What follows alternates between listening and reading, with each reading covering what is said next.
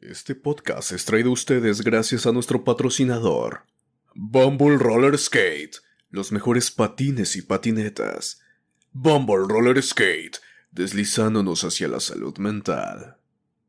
Sean ustedes bienvenidos a El Aquelarre. Este es un podcast donde queremos acercar a la psicología a la vida cotidiana. Esos lugares comunes donde siempre he estado pero que a veces no notamos. Desde los padres, la pareja, los amigos. Los momentos existenciales como el miedo a la muerte, la soledad, la libertad o el sentido de vida. Y finalmente la escuela, el trabajo, la familia. Siempre seremos dos, yo Alejandro Varela y yo Saúl Nieto, ambos psicólogos. En otros momentos seremos tres, ya que invitaremos a colegas que trabajan desde los muchos espacios que hay en la psicología y compartirán su conocimiento y experiencia con todos nosotros. Esto es El Aquelarre, una pizca de psicología a la medianoche. Debes consumirte en tus propias llamas. ¿Cómo pretendes renovarte sin haber sido ceniza antes? Esto es El Aquelarre, con Saúl Nieto y Alejandro Varela.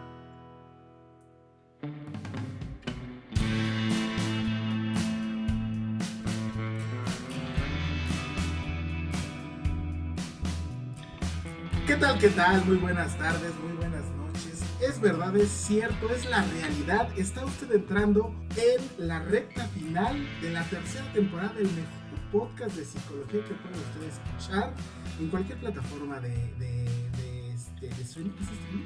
Sí, es streaming. De streaming, así es decir, El Aquelarre. Como todas las veces, no me encuentro solo y además estamos en un capítulo de invitado. Así es. Capítulo especial. Capítulo especial de uno de un profesor, fue mi profesor. Voy a soltar esa, es un profesor. Él me quiere mucho, yo fui su alumno estrella. Qué bueno que no tenemos video para que no vean la expresión del profesor. Dando la razón, por supuesto. Claro, hombre. Pero es otro de los Profesor, si lo tienen coercionado, parpadee una vez. Diga bueno si se encuentra contra su voluntad. Pues así es, estamos aquí porque nuestro invitado, así es otro de los profesores, maestro, él es maestro del SIX, del Politécnico de mi alma mater, así del SIX. Pero antes de pasar con él, primero que nada quiero dar la bienvenida con Paquito Ibarra, que él se encuentra otra vez cubriendo el espacio, el lugar, la dimensión del Dinamita Café Alejandro. ¿Qué tal, Paquito? ¿Cómo estás? Pues ya ves aquí otra vez teniendo que cubrir a nuestro querido Dani. Que se ausentó una vez más, ya le vamos a dar su permiso por paternidad, pero está por verse. Pero ya está, ahí va a llegar. Espera una auditoría, Daniel, espera una auditoría. Voy a presentar, él viene por primera vez a este podcast. Nos viene a compartir de un tema muy interesante justo ahorita que ya vamos saliendo, entrando, saliendo, de este viaje de este puente que nunca terminó, llamado pandemia. Así él es el maestro Carlos Miguel Sánchez Molina. Carlos, que soy su maestro. Imagínese si Bueno, no. no sé cómo en los trabajos en la carátula nunca apareció mi nombre completo. Híjole, no es cierto. A mi favor, yo nunca cometí esa salvajada. ¿Qué tal, Carlos o Miguel? Como gustes, abuelo, no tengo problema. ¿Cómo quiere que le digamos? Carlos. Profe Carlos, profe Miguel. Profe Carlos, Profe así Carlos. como generalmente. Perfecto. Ya el Miguel ya me trajo algunos problemas, entonces... Carlos. ¿Qué tal, Carlos? ¿Cómo estás? Pues aquí desvelado, me hiciste venir muy temprano un domingo para poder platicar de estas cosas, pero bueno, con mucho gusto y mucho entusiasmo, como para que venga yo aquí a donde no sabe mi nombre. Regáñelo, que igualado, que soy Carlos, es profe Carlos. Maestro. Maestro No, Carlos, si quiere. Ya habíamos acordado que ya podemos hablarnos de tú. Ya somos, Ya somos son iguales. coleguitas. Así es. Él es entonces el maestro Carlos Miguel Sánchez Molina. Él es maestro por parte del SIX UST, es decir, Unidad Santo Tomás, en intervención psicológica. Él ha tenido la experiencia en brindar atención en ámbito hospitalario y en el ámbito académico también como docente a nivel superior y de posgrado. Una vez más aquí, puro invitado. Aquí sí se piden con queso las quesadillas. Así es. ¿Cuántos años llevas dando clase, Carlos? Ya son 11 años. 11 años de Sí, bueno, y si le agregas las clases fuera del SIX en otras ¿Instituciones? instituciones, pues ya serían como 13, más o menos. Ok, 13 años de experiencia. Así es. Él también está comprometido con el desarrollo personal y continuo.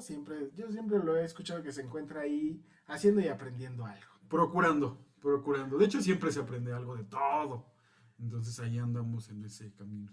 Ok, perfecto. Pues él igual es licenciado en la carrera de psicología. Es de las primeras generaciones De la cuarta. De la cuarta generación. En efecto. Y de la maestra soy del primero.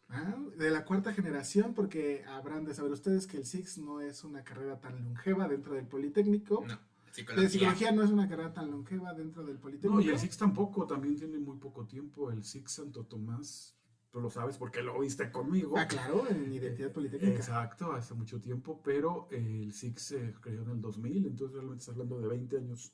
Comparado con la que tenemos enfrente, que es la ESCA, que ya tiene más de 100. Imagínate. Eso lo detesto. No puedes tener más años que el Politécnico. Es como, cuando aceptaste fusionarte con el Politécnico, renunciabas a tu antigüedad. a tu antigüedad. Te liquidaron la antigüedad y empiezas de cero. Pero no empezaste de cero, ya era una escuela que ya estaba creada, imagínate. Es como el monopolio, ¿no? Que me compro la empresa y pues... Ajá. O sea, Ya tiene nombre, ya tiene todo lo que... Ya nada más le cambio... Es como lo que dicen de la UNAM, es que la quieren siempre forzar a ser la primera universidad aquí. Sí. Y que es como de, no niego que surgió de ahí, pero no viene en línea directa de ahí. Lo mismo pasa con la ESCA. Bueno, pero pues, o sea, ser de la cuarta generación, o sea, sí es Pues imagínate, cuando yo entré todavía no salía ni la primera generación, yo conocí a los de la primera generación, entonces sí fue nueva la carrera. Yo de hecho no sabía tampoco que existía psicología en el Poli, intenté entrar a la UNAM varias veces, bueno, no varias veces, una vez con esa tuve y dije ya, me voy al Poli a donde haya espacio, ya vi que también había en el Poli psicología, me quedaba lejos, pero dije va. De ahí soy. De ahí soy, perfecto, pues. Vienes con un tema bastante interesante.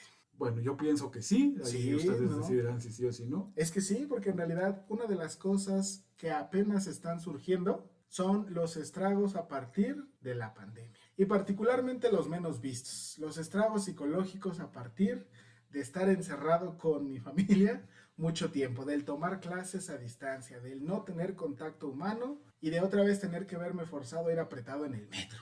Eso que acabas de decir, ahí está la clave de todo, ahí está el problema. Pero bueno, pues ahora sí que volvimos a eso, pues hay que buscar las estrategias adecuadas. Perfecto, pues vamos a comenzar. Pensé que ya habíamos empezado. Pero ya ahora sí con el banderazo, ok. el banderazo de salida. Capítulo número 72. La nueva normalidad también incluye nuestras emociones. Chan, chan, ¡Ay, chan. qué buen título! Así es, ese sí yo no lo propuse, ese sí viene dado por nuestro invitado. Entonces, ¿con qué empezamos?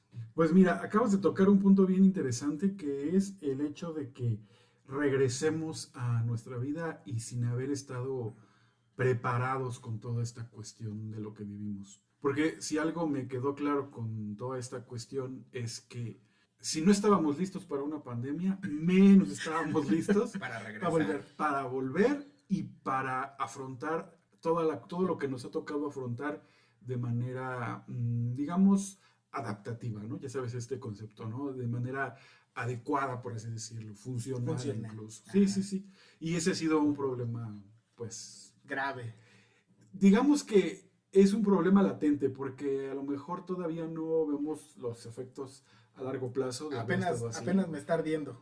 Apenas los estamos visualizando, apenas estamos, pues, de alguna manera atestiguando todo lo que tuvo esta situación.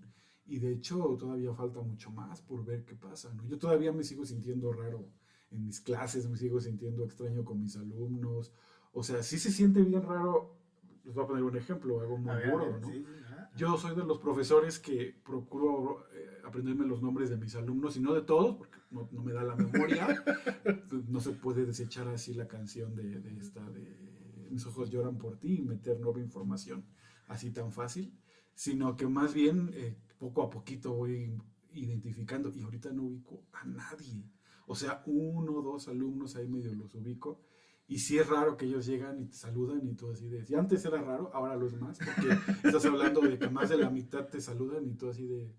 Pues ¿quién es? Entonces muchos alumnos sí me ven así como porque los veo así raro cuando se me quedan viendo yo así como, ¿qué me ves? ¿Qué me ves? El otro día en el metro justamente de regreso de la escuela y me encuentro un chico así parado y me está sonriendo y me está saludando y yo, ¿y este qué, no? Y me dice, hola profesor, y yo, "Ay, pues, Hola, ¿tú ¿quién eres? ¿Usted quién es o qué? Y me dice, pues soy su alumno, me dio clases un momento y yo, en serio, pero igual por el cubrebocas, ni idea de quién sea. O sea, sí es raro eso, de verdad es raro. Pues creo que uno de los primeros impactos tendría que ser el hecho de, uno, no conozco al otro porque, pues, si doy clases en línea, no es como, porque en el poli no se obligaba a prender la cámara, ¿o sí?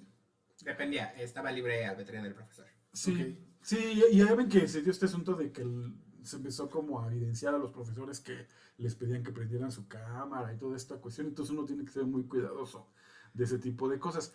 Pero de todas maneras, aunque la prendieran, luego la red no favorecía mucho y entonces se alentaba entre tantas cámaras. Eso final era de mejor apaguen su cámara, todos la apagamos y vamos a Sí, trabajar ya. así. Porque además, más o menos, ¿cuántos alumnos hay por grupo? Pues ahorita tenemos entre 40 a 50 alumnos por grupo. O sea, 40 y 50 alumnos. Más o menos, ¿cuántos grupos tiene Ahorita tengo por semestre? 6. Ahorita tengo 6, imagínate. 6 por 4, 24. O sea, 240 medio caras, Medio ojos, más ojos. medio más voces, porque pues es más difícil, creo yo, a veces reconocer la voz a través del aparato. Así es. Por casi 2 años y medio. No, pues no hay forma. Sí, la verdad es que suena como de risa un poco esto, pero sí es impactante. O sea, a mí sí me impacta esta sensación, porque a lo que voy con esto, lo que quiero decir es que esta situación de estar tanto tiempo encerrados y volver otra vez Al exterior. al exterior, a contactarte con la gente, a interactuar, sí no es lo mismo. O sea, esto de la nueva normalidad, de normal no tiene nada. O sea, sí nos seguimos sintiendo raros, sí nos seguimos sintiendo...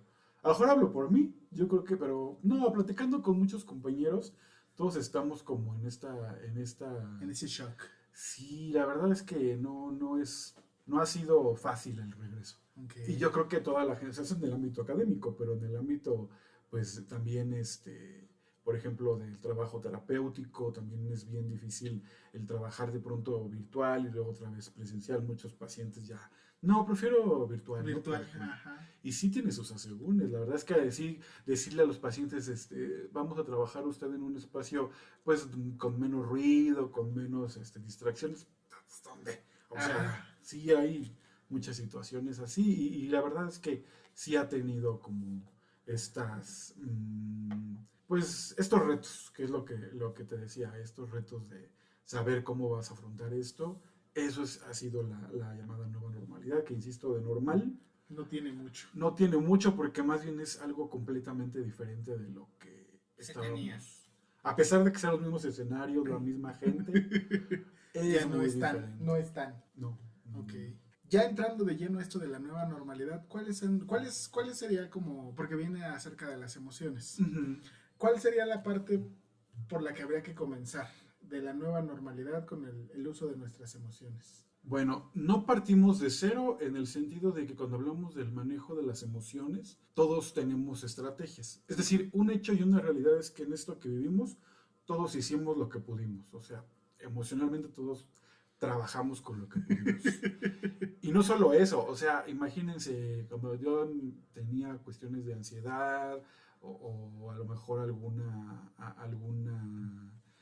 predisposición a la depresión, Okay. y de repente te dicen, enciérrate en tu casa te dijeron un mes, y como bien dijiste, se terminó convirtiendo en 2 años, 3 años. Nadie estaba listo para eso. Creo que nadie estaba completamente preparado para algo así. Y si agregas lo que ya traíamos, pues imagínate, caldo de cultivo para tantos problemas sociales. No sé si escucharon, seguramente estaban familiarizados con este asunto que hubo de los ataques al personal de salud, todo esto que sí, llegó a sí. haber de echarles cloro, Bajarlos del transporte bajarlos público. del transporte, correrlos de la casa, estos vecinos que les ponían mensajes de, pues sabemos que trabajas en tal lugar, queremos que te vayas, y no, o sea, algo muy evidente es que esto dispara los miedos que la gente trae desde épocas antiguas, o sea, desde la peste.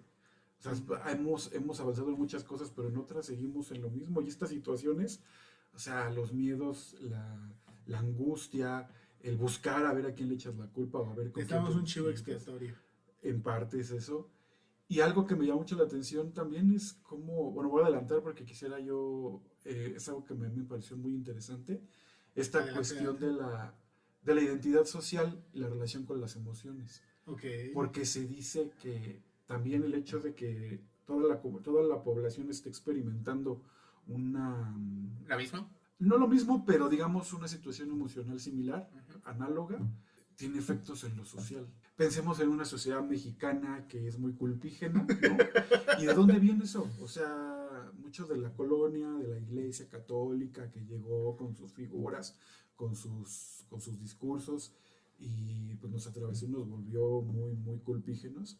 Eso es la culpa, pero hablando del miedo, hablando de una población ansiosa, depresiva, o sea, imagínense qué repercusiones irá a tener esto, ya no nada más en lo individual, sino en lo colectivo y en lo social. Pues ya veníamos batallando, o sea, Exacto. desde que estaba todavía en la universidad se venía batallando con estas campañas de prevención contra el Así suicidio, es. estas campañas de, no solo la salud física, sino también la salud mental. No hay, evidentemente no hay. Tan solo, tengo un paciente que es ahorita, está haciendo su servicio social en un hospital. Y entonces me dice que son 15 minutos de consulta. 15 minutos para ver al paciente su revisión rápida, surtir o resurtir su receta, Y se va.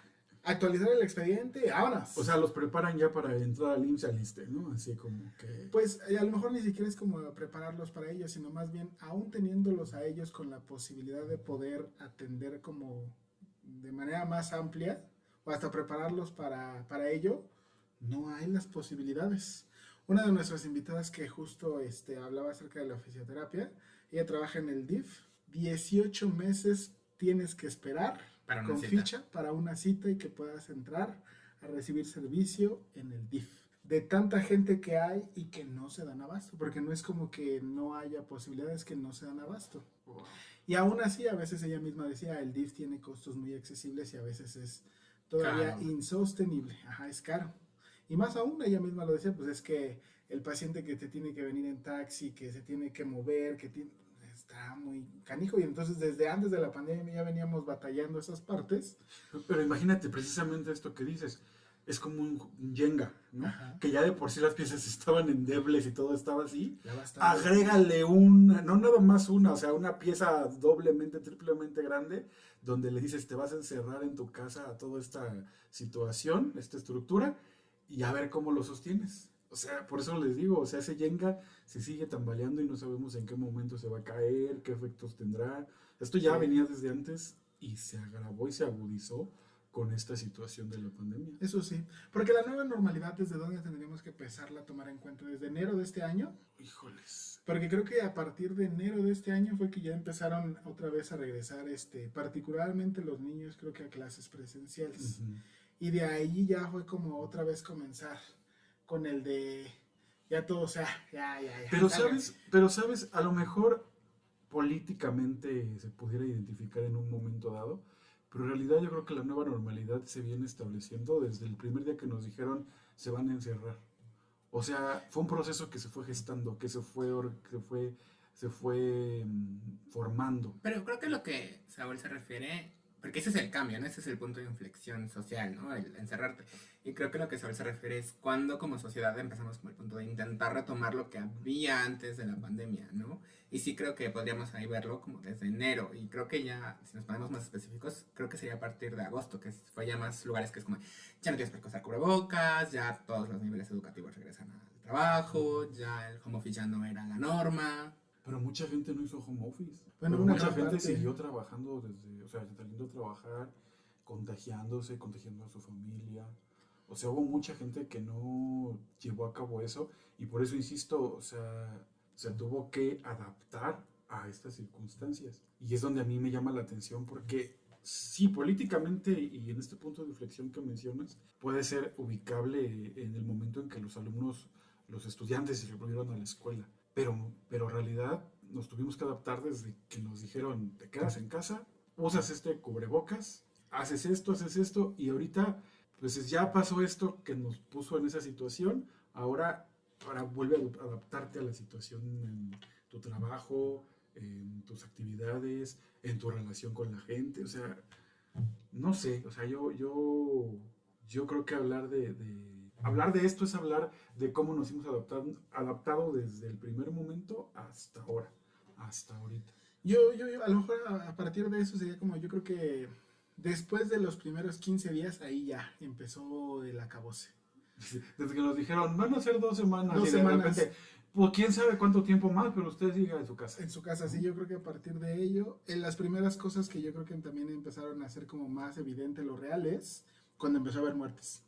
Cuando empezó a haber muertes es como el de, ay güey, no, ¿Es en serio? esto ya no estamos jugando a hacer Survivor, ¿no? Aquí ya empieza a ser esto más real, no es una charada. Y que incluso, o sea, justo, si tuvimos las ventajas y las bondades de no tener que salir a trabajar, pero quienes sí tuvieron que hacerlo, pues era como la cuestión pues un volado. Era un volado todo el tiempo. Ese es un nivel de tensión asfixiante constante, tanto para el que sale como para los que lo reciben. Sí es, y bueno, volviendo al punto de las emociones en ese sentido, hasta podemos identificar diferentes momentos que se sentía. Por ejemplo, al principio era mucha incertidumbre, mucho no saber qué va a pasar, mucho miedo de cómo le voy a hacer con esta nueva situación. Luego caíamos quizás un poco en la desesperanza, en la frustración, en pensar que por más que hicieras, cuando empezaba una ola, pasaba la ola, creo que todos así como que, ay, respiramos, sí, otra ola, ay, otra ola. Entonces ya llegó un punto, yo creo que como la tercera ola, cuarta ola, que ya está. La chingada. Sí, ya, o sea, Ya pues, se me va a cargar la... con los recursos que tienes, te adaptas. Sí, pues, Pero sí. la emoción sigue, o sea, el desgaste. O sea, yo pienso, piensen ustedes cuando tienen una situación que les da miedo, ya después viene la parte como se repite y se repite, caes un poco en la desesperanza, como que por más que hagas, por más que intentes, esta situación continúa, continúa. Y luego llega el punto donde viene un poco como esta resignación, pero al mismo tiempo como esta parte temeraria de ya me harté, ya me cansé, voy a hacer lo que puedo hacer y tal, ¿no?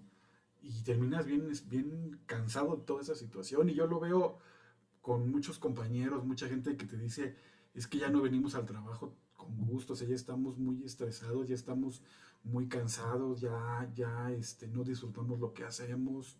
Oh. Esa es una cosa que ha dejado, y que desafortunadamente es un discurso que no lo he escuchado con una sola persona, sino con varias. Muchos. Y en diferentes ámbitos. Entonces, creo que todo eso viene precisamente de las emociones que nos ha dejado esta situación. Entonces, viéndolo así, pensémoslo en una persona, en un grupo de personas. Ahora pensémoslo a nivel macro, a nivel de toda una población. ¿Cómo impactará eso en una población? ¿Cómo impactará en toda la gente, en profesores, en oficinistas, en terapeutas, en el personal de salud, que creo que se llevó la peor parte de todo eso? Y cómo toda esa situación a gran escala conforma lo que les decía de la identidad nacional, relacionada con las emociones que la persona está experimentando. ¿Cuál sería o cuál dirías tú que es como la emoción que define al mexicano post pandemia? La emoción que lo define es muy buena pregunta, pero no creo que sea una sola. Yo creo que sigue habiendo incertidumbre, pero al mismo tiempo sigue habiendo, ya hay como un poco como de entereza, como de decir, ya vivimos lo peor, ahora vamos a echarle ganas en esto, pero al mismo tiempo vengo expectante a ver lo que viene, ¿no? O sea, así es como tentar el terreno, como ver a ver qué es lo que nos espera. Una mezcla de ansiedad, con una mezcla de felicidad. Con una mezcla de un poco, decíamos, desesperanza, porque si te quedas así como, por más que yo haga, o sea, puedo usar el cubrebocas, puedo mantener la distancia social, pero si nos llega otra pandemia, valemos otra vez. O sea, como que sí se queda un poco este miedo, ¿no? De ¿Qué va a pasar.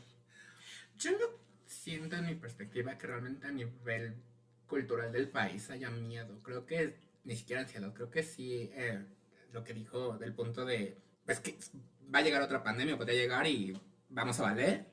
Pero creo que eso es malo porque creo que no nos estamos tomando en serio. Porque, por ejemplo, la OMS ha dicho que la pandemia no ha acabado. y que vienen otras variantes. ¿Qué? Y sigue lo de la viruela del mono. ¿Qué? Y aquí no se le ha dado nada de importancia. Ya no hablo de si la primera respuesta debería ser de algún nivel de gobierno o algo. A nivel social la gente no le importa y no le importaba desde que estaba lo más fuerte de la pandemia. ¿Cuánta gente no salía sin cubrebocas?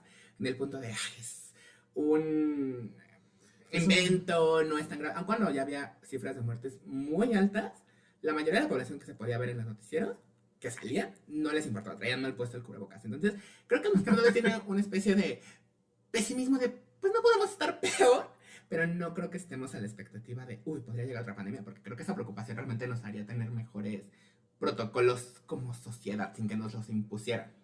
Ah, qué bueno que mencionas eso, porque precisamente uno de los estudios que revisaba nos planteaba que de las estrategias más adaptativas que puede haber, hay una que se llama el reenfoque a la planificación. Y ese reenfoque a la planificación que tú mencionas no es tan positivo. O sea, no es tan positivo pensar, ya sabemos qué hacer, o sea, si pasa esto, podría ser esto. No, de hecho eso aumenta más la depresión. Está comprobado que eso aumenta más ¿Así? la depresión. O sea, que yo tengo un plan de contingencia, aumenta Si más yo la tengo, depresión. haz de cuenta, si pasa algo y yo hago una planificación de voy a hacer esto, pasa otra cosa, pues ahora voy a hacer esto, ahora esta parte, y caes, los índices de depresión aumentan. Entonces esto que dices de que llega un punto donde ya la gente, o sea, de antes no usaba cubrebocas y ahora tampoco lo hace porque ya se relajaron las medidas.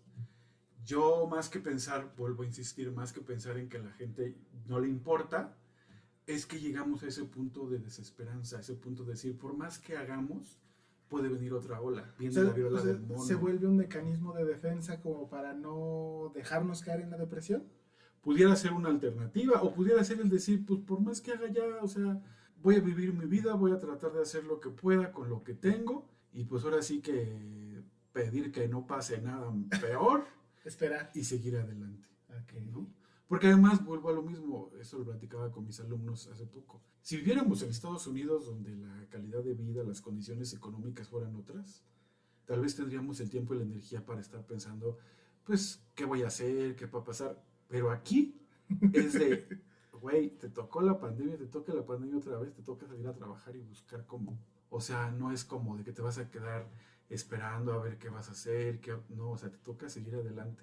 Y es algo que creo que como mexicanos tenemos. Entonces, sí, el estar pensando, por supuesto que es desgastante esto que decías, es muy desgastante y creo que no hace falta decir mucho, solo veamos los índices de seguridad, los índices de violencia que aumentan y que han aumentado mucho en este tiempo. Verlo así tan aislado como, ay, pues una cosa es la violencia, otra cosa es cómo se siente la gente, pues sería minimizar el problema y ver las cosas muy, muy a la ligera. Yo creo que eso nos dice algo de la sociedad. Una de las cosas muy interesantes, cuando lo pienso así, entonces entramos todavía como en las pequeñas vertientes que surgen a partir de ahí. Uno de mis pacientes en algún momento me decía que ya necesitaba sexo, ya lo necesitaba, pero dice, pero no siento la confianza de irme a un hotel. Entonces decía él, lo que voy a intentar hacer es, me voy a llevar mi kit de desinfección de la habitación para hacerlo.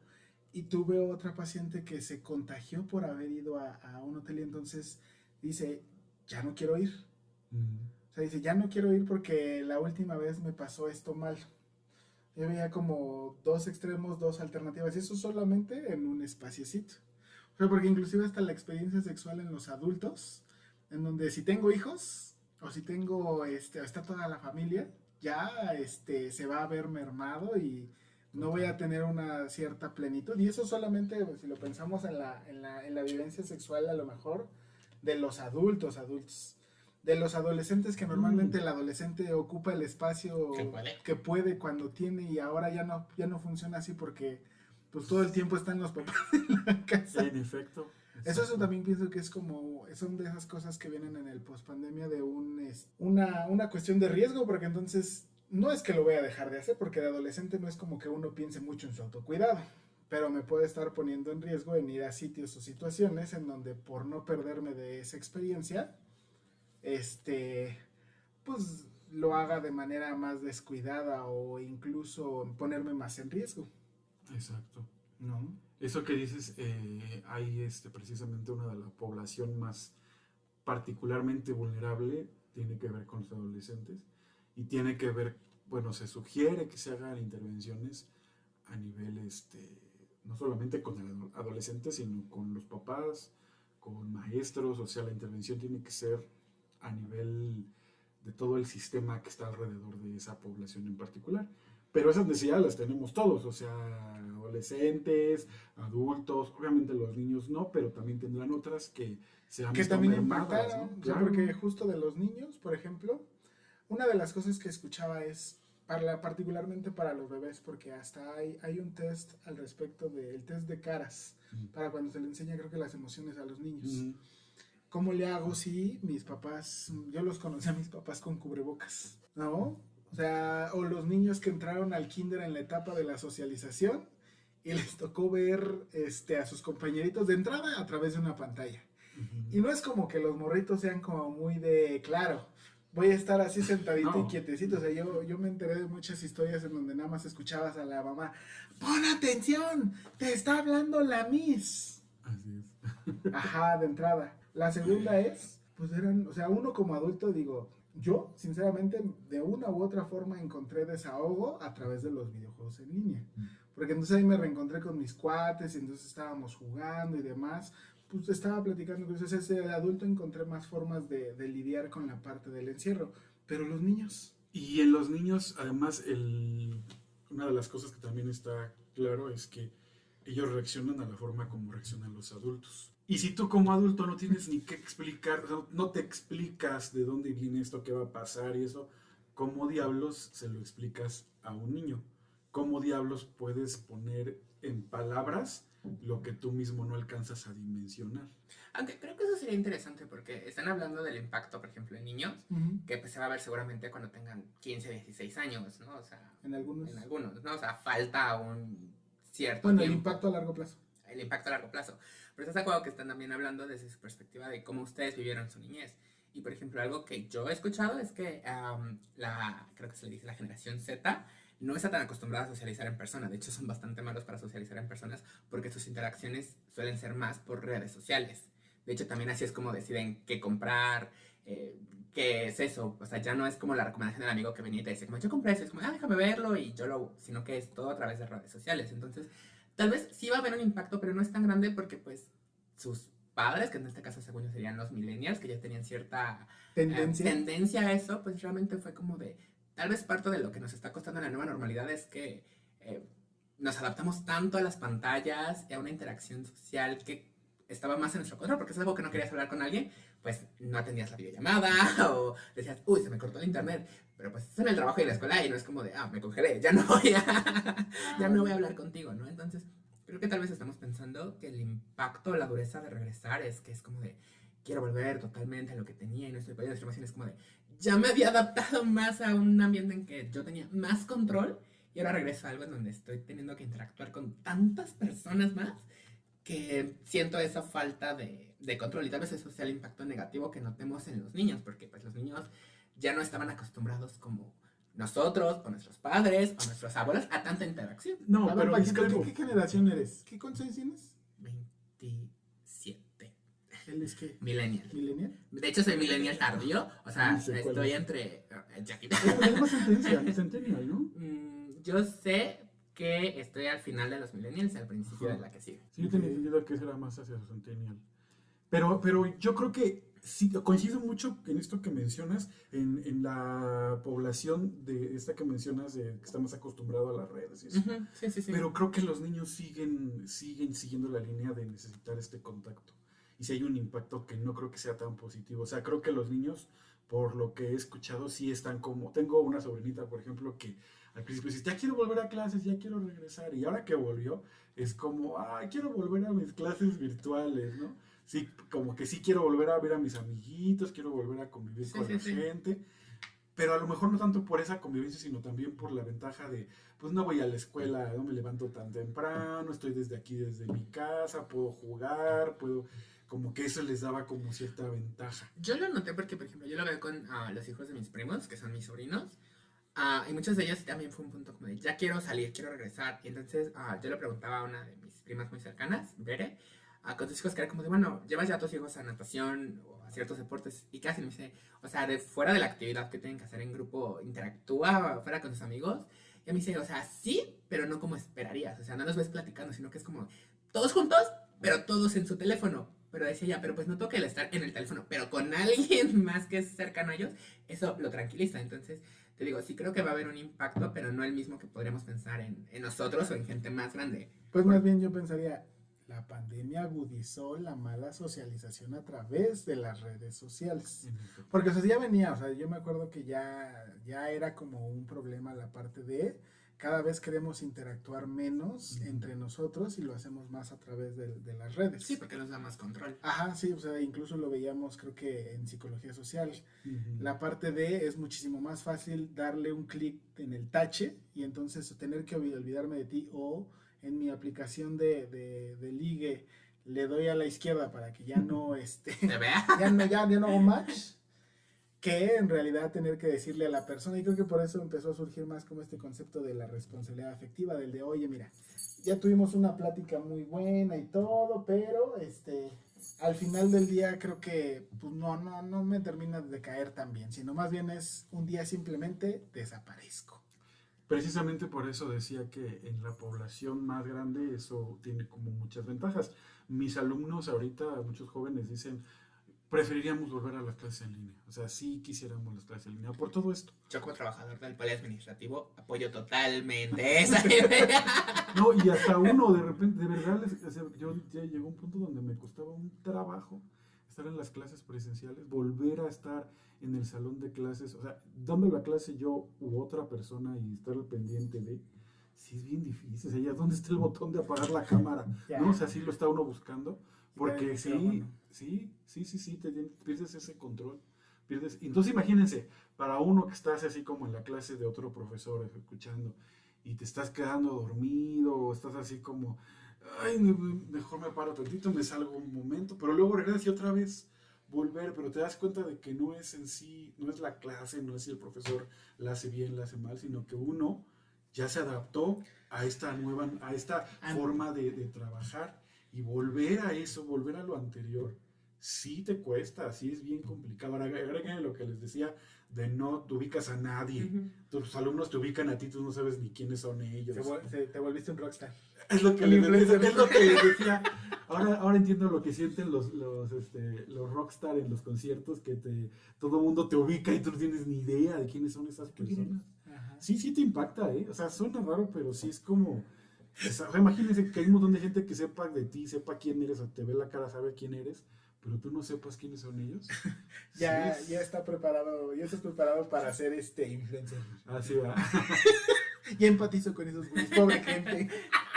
Sí, no, afortunadamente los haters pues todavía no salen tantos, pero sí es como, sí ha de ser bien complicado lidiar con todas esas cuestiones.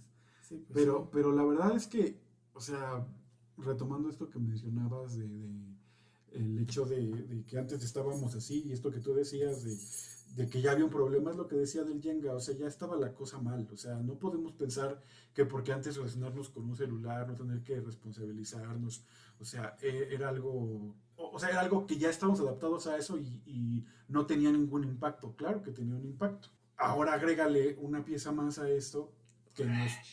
Sí, o lo tira o a lo mejor buscamos la forma de sostenerlo desde otras estrategias, que en algún momento quisiera hablar de esa parte, pero de inicio, pues sí es necesario como reconocer que las cosas no estaban muy bien antes, y que esto lo ha puesto peor, y tenemos las posibilidades ya sea de aprender de esto y tratar de mejorar, o bien dejar que se caiga y quizás construir algo nuevo, pero sí se me hace complicado.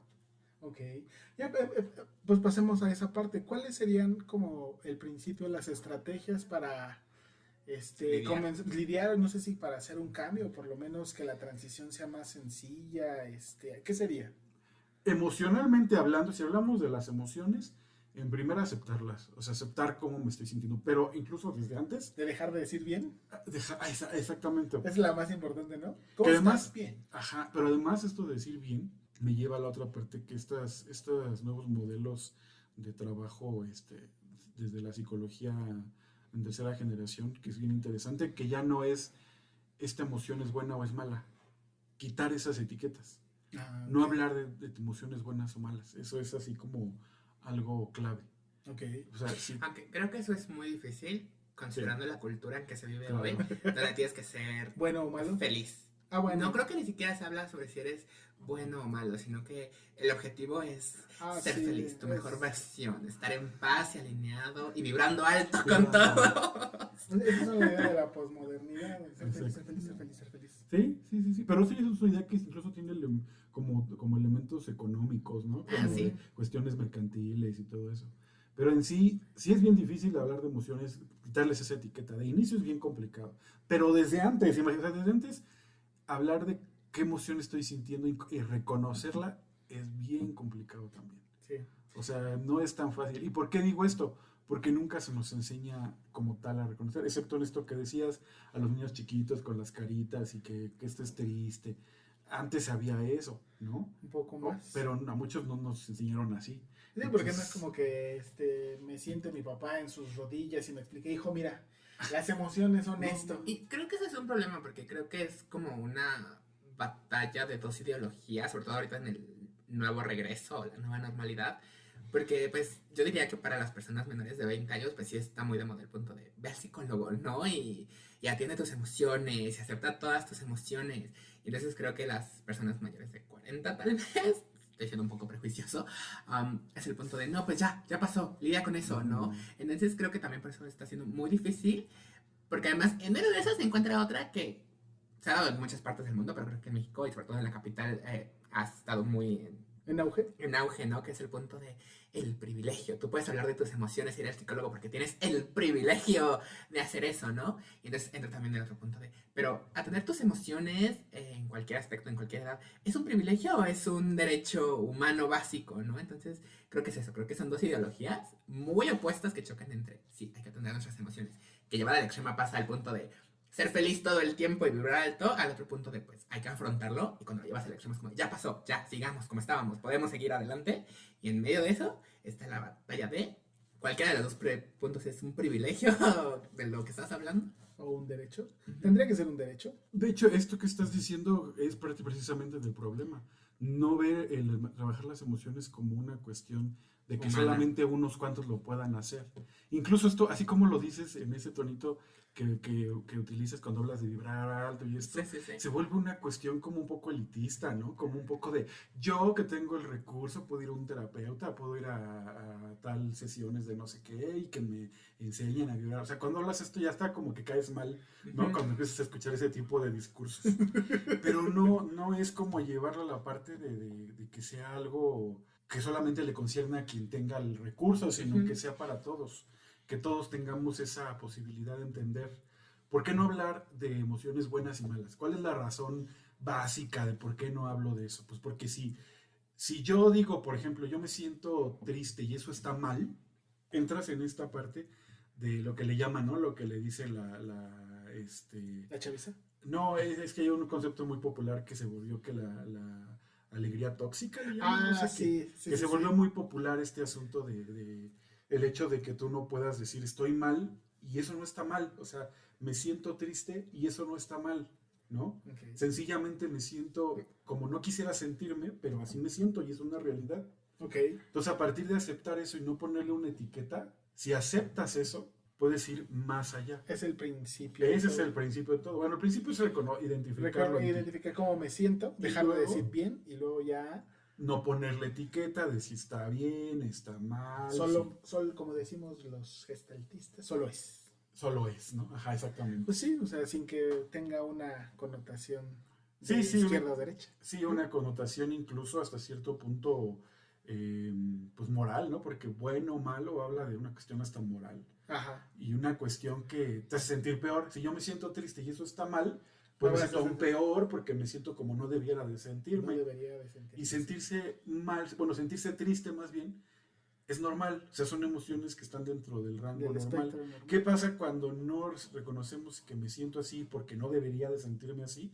Pues no lo acepto, no lo trabajo, no lo identifico, siquiera no hago nada y eso se agudiza. ¿Qué puede llegar a darse? Una depresión, puede llegar Los a darse trastornos de ansiedad. trastornos de ansiedad, o sea, todo lo que ya hemos visto que está así súper exacerbado en la sociedad, pues de ahí viene, ¿no? Principalmente. Ok. No es lo único, pero es uno de los pasos iniciales, ¿no? Ya después hablamos de prestar atención a elementos particulares. Hay como varios artículos que nos señalan precisamente de lo que sería la conciencia plena, la atención, prestar atención específicamente a qué es lo que está pasando, qué es lo que...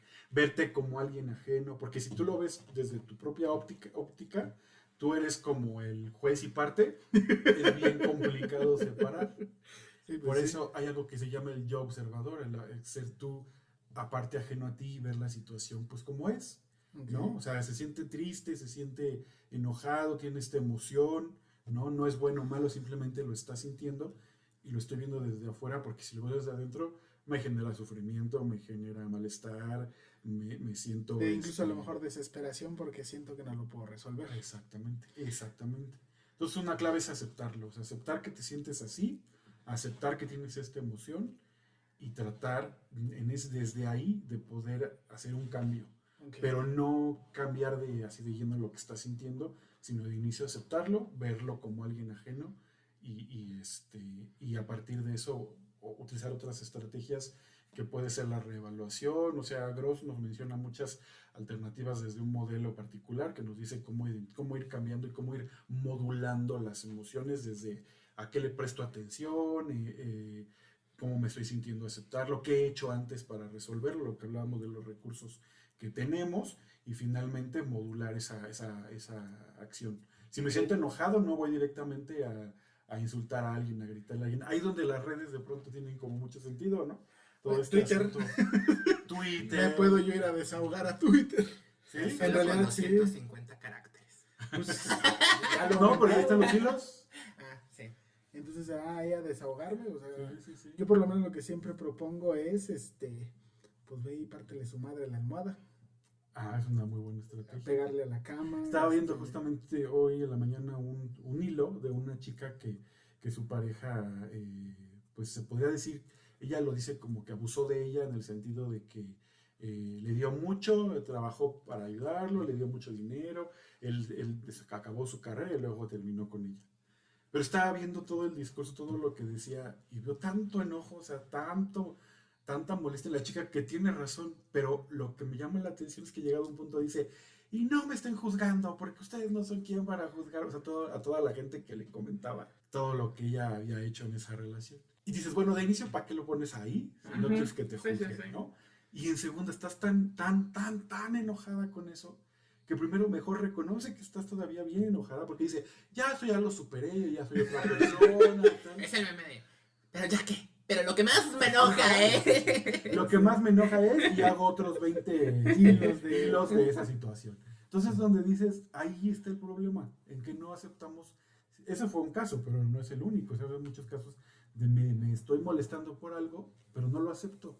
O sea, porque no está bien. Porque si yo muestro mi enojo, me muestro vulnerable y entonces los demás van a decir que estoy intenseando, como le dicen ahora también.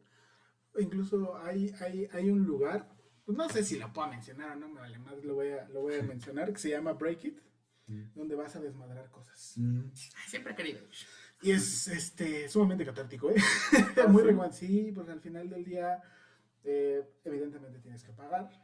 Claro. No como es, tus no historias. es, no es como tan barato, pero la verdad es que como parte de una cuestión de desahogo, puede funcionar porque entonces te dan botellas de vidrio y como evidentemente pagas más, puedes romper algo más cabrón.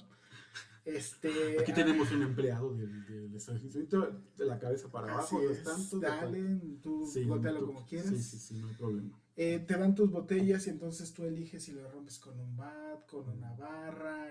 Yo pienso que Pero eso, después de eso hay algo más. sí, tienes un espacio como De relajación. de relajación. Sí, porque no es como que salgas todo ansioso, sino de hecho es como blanco, ¿no? Y Ajá, tiene unos blanco, sofás. aromaterapia. Ajá. O sea, pero Yo- no hay una interacción con alguien que te haga preguntas o que te diga de todo esto, qué puedes hacer después de eso. Yo particularmente lo que hago es, yo voy con el paciente ahí, Ajá. lo acompaño en todo el proceso porque sí, la primera vez que fui sí dije, ay güey, aquí uno se puede psicotizar, ¿eh?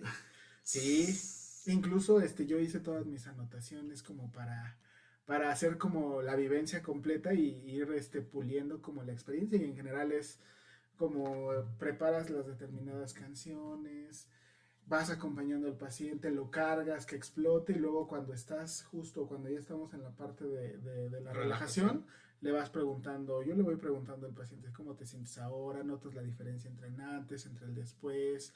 ¿A qué le estabas desmadrando? ¿Qué era lo que estabas enojado? Eso es muy bueno. Pero eso no lo ofrece el lugar. Exacto, sí, porque, tú de hecho, puedes llegar sin un terapeuta y hacerlo Ajá, todo. sí, Sí, ese es como el riesgo. Es que creo que además, bueno, sí es el riesgo, pero creo que además pues el enfoque del lugar realmente no es terapéutico. Sí. Es más para el punto de tienes mucho estrés de la semana, vas y piensas que estás golpeando a tu jefe. No lo ven como un punto de pues estás sacando tal vez un estrés muy fuerte más complejo. o algo más. O sea, creo que es una de oportunidad, si es que nos escuchan alguna vez, que lo hagan más terapéutico, pero no, el punto del servicio realmente no tiene ningún enfoque terapéutico. Sí sirve para ello, pero a mí me parece que sí. O sea, yo sí es como el de, yo terapeuta te voy a enseñar a ti a hacerlo, pero particularmente voy contigo para cosas muy puntuales, pero para que tú lo hagas en cosas más mundanas. Algo que yo tenga la certeza de que no te va a quebrar ahí y te voy a encontrar un día, Agarraste la botella de vidrio que rompiste y en lugar de aventarla, vámonos. Ajá, ¿no? sí, justamente, o sea, la verdad es que sí, Es cuando que, lo es que veía eso es a lo que voy, o sea, qué bueno que existe la posibilidad de liberar esa energía en un espacio, ¿no? Pero sí sería fundamental, así que un lugar así tenga la conciencia y la responsabilidad de la importancia de que haya alguien ahí acompañando para darle esa y contención. al final darle un sentido a lo que hizo la persona, porque pues qué chido que fuiste y rompiste todo, ¿no? Pero después te relajaste, tranquilizaste, ahora sí que padre, y luego ¿qué más? Porque sí. Hay gente que lo necesita, es un hecho que hay gente que después de, como bien decías, un día de estrés, una semana de estrés, te ayuda. Pero si hay alguien que llega con una situación de abuso, una situación más fuerte y quiere hacerlo solamente para poder liberarse, ya en ese momento lo sacó y luego... Sí. Aunque creo que ahí entramos en un debate más complejo de cuál es la responsabilidad que tendría la compañía. Bueno, sí. Pero, vamos a dejarlo ahí porque es como ese punto, pero me parece que sí, o sea, sí es cierto. Tendría que, son como estas cosas que al final resultan ser buenas alternativas, pero que hace falta que sean un poquito más pulidas. Mucho más pulidas, diría yo. Es que cuando estás trabajando, mira, es que imagínate, tú lo que planteas, si fuera un médico, o sea, fuera un lugar que te ofrece, aquí te vamos a curar el cáncer, aquí te vamos a curar una enfermedad grave, y tú vas y te van a dar agüita. Bueno, es que ellos no se patrocinan como el punto de que vayas a, o sea, sacar estrés, pero están trabajando, a ver, cuando trabajas estrés, o sea, el estrés te lo puede generar el estrés de tu trabajo, o el estrés postraumático de haber vivido una situación terrible. ¿Cuál es la diferencia? O sea, como empresa sí tengo una responsabilidad, sin duda. Mira, es que Paquito es fifí. No es cierto. Entonces él es un tiburón que solo piensa en el negocio. En el negocio. Así es, ya le estamos diciendo Paquito Slim. Aquí. No, pero o sea, ambas creo que partes son importantes en ese sentido, ¿no? Ok. Ya acercándonos hacia el final, ¿cuáles serían parte de las conclusiones? Pues mira, creo que de inicio lo que comentábamos acerca de esta nueva normalidad, deberíamos de normalizar, hablar de lo que sentimos, hablar de las emociones, identificar las emociones, no ponerles una etiqueta, trabajar esas emociones, desarrollar esta conciencia, esa atención plena, identificar población vulnerable en el caso de niños, de adolescentes, como bien mencionabas, ¿no? En universitarios también la regulación emocional es clave, es fundamental, porque están en formación, y creo que ahí es como una población que puede hacer mucho bien o mucho mal si no se trabaja eso. Decía Paquito el asunto de la gente mayor que se rehúsa y que se resiste más a trabajar eso, pues sería importante establecer estrategias para trabajar con esa población, porque no es lo mismo que va a trabajar con un joven de 20, 30 a un señor de 40, 50, 50, ¿no? Sí, claro que sí. Sí, aquí no pasó nada. Sí, ambos extremos están muy mal. marcados. Identificar, pues es que las emociones están en todo, o sea, la violencia que se genera a partir de eso. Como sociedad, identificar cómo las emociones que sentimos, qué efecto tienen en nosotros y en nuestras decisiones. Ok. No voy a entrar en cuestiones políticas y eso, pero mucho se ha dicho, por ejemplo, que el momento político que estamos viviendo tiene su origen en el enojo que existía por Previo. por las situaciones anteriores, ¿no? Ok. Entonces eso dio lugar a que la gente viera una figura que pudiera hacer un cambio y se fueron hacia allá, Ok. ¿no? Entonces, bien o mal, sea como sea, creo que eso también nos habla de que las emociones nos llevan a tomar decisiones. Imagínate que plantean un cambio a nivel un país completo, ¿no? En la superestructura. Entonces, dime si no es un tema que debería de estar en la mesa y que se debería de trabajar más allá de una terapia nada más o una cuestión, como decía Paquito, de vibrar alto y así. No es una cuestión elitista. Algo es más una estructurada. cuestión- Exacto. Estructurada, pensada, planeada. Planeada. Y para largo plazo. A largo Pues plazo. sí, la verdad es que sí sería muy a largo plazo. Si hablamos de la realidad, eso sí está bien complicado que se pueda, que se pueda hablar de un cambio próximo. Sí, O sea, pues sí sí. hace falta bastante. Más cosas. Sí, Pero sí. pues ojalá algún día tengamos Ahí fe, va. tengamos esperanza. en que Como algún día. decía el maestro Sergio Ferias, cada uno desde su trinchera, pues por lo menos que pueda Pone hacer su lo que granito, pueda, exacto.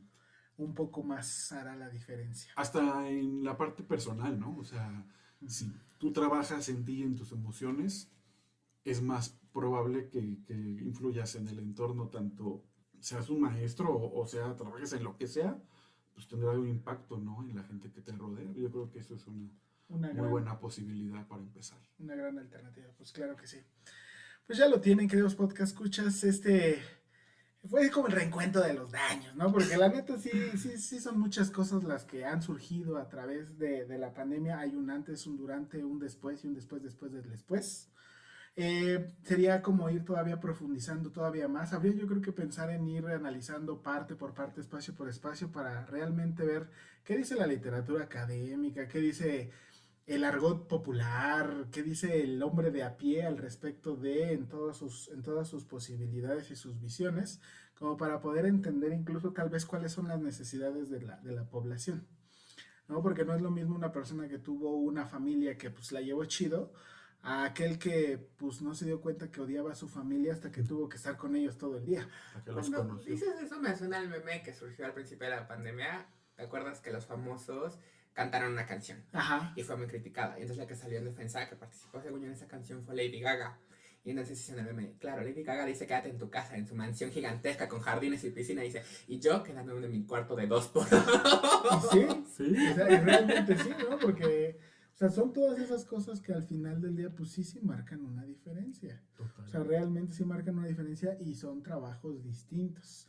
Porque no digo que Lady Gaga no se enfrentara a ciertas cuestiones, o sea, aún con todo y lo que tiene, pues también le votó algo, pues sí. Pues sí, pero tuvo son que, necesidades tuvo que distintas. adaptar su cubrebocas con diamantes Diamantitos y y todo. todo para que... Sí, pero es claro que a lo mejor a una persona como ella le va a costar menos trabajo que a alguien que Pues sí. quién sabe, ¿eh? Porque también habría que ver cómo está ella anímicamente para Eso sí. afrontar eso. ¿Eh? Aunque tenga su También- mansión, No seas está sola. prejuicioso contra la madre monstruo. Perdón, es tema intocable. Que por cierto, ella es una gran admiradora de este podcast. Perfecto, le mandamos saludos. Un saludo a ella. Pues ahí está, Paquito. ¿Ya te sabes las redes? Todavía en él. Lo voy a intentar. A ver, échale. Y si no lo edita. Ok. Nos encontramos en Facebook, Instagram YouTube. y YouTube como en Aquelarre Podcast. Así es. ¿Era todo? Ajá. Ay, no mames, sí me la mamé, no sabía el nombre. Denle compartir, denle like, denle seguir, guardar, suscribirse, activar la campanita. Acuérdense que entre más compartan, más escriban, más lo que sea, más estará llegando a personas que necesitan esto. Este podcast, de hecho, surge a través de esa idea. ¿Cómo podemos hacer llegar por lo menos un poquito más de autoanálisis? ¿Me estará pasando algo con esto, con el otro? Ese es como también parte de nuestro propio trabajo. Un saludo a Alejandro Varela, que se encuentra hoy ausente, hasta donde quiera que esté. Mira, un besito en el yoyopo, que se encuentre muy bien. Pues más que nada, muchas gracias, Carlos, por haber venido. ¿Vas a volver para la 4ª temporada? Si me invitan, por supuesto. Ya aquí está, estoy. ya estás, ahí está. Ya está tu lugar ahí. Ya vendí mi alma ya. ¿No? Está bien. Perfecto. Pero sí, realmente para que yo creo que sigas profundizando. Sí, abriste la puerta al respecto de esta parte. No habíamos tenido como el análisis como tan claro al respecto de la pandemia. Lo habíamos como que medio mencionado y picado, pero bien, pues no.